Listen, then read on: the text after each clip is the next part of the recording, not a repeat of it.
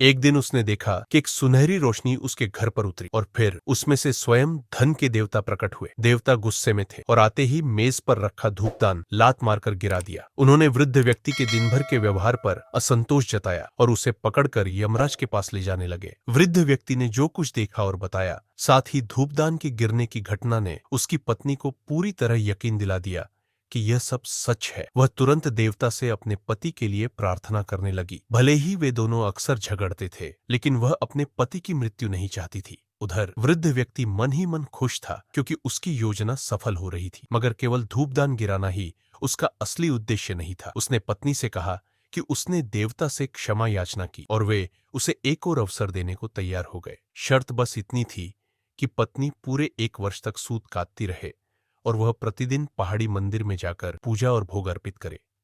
यदि वे ऐसा नहीं करते तो उसे तुरंत यमलोक भेज दिया जाएगा। पत्नी ने अपने पति को खूब डांटा कि यह सब उसकी आस्था की कमी के कारण हुआ। फिर वह तुरंत घर से धूप और पूजा का थैला निकाल लाई और पति को देवता के आदेश का पालन करने के लिए कहा।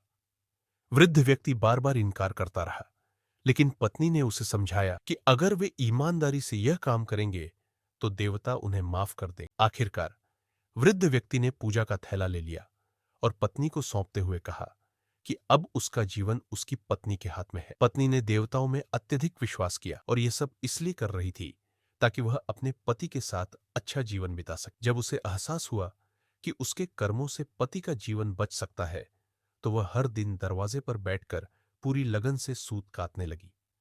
लेकिन वृद्ध व्यक्ति को इस पूजा पाठ पर विश्वास नहीं था। वह जानता था कि केवल मेहनत करने से ही जीवन सुधर सकता है।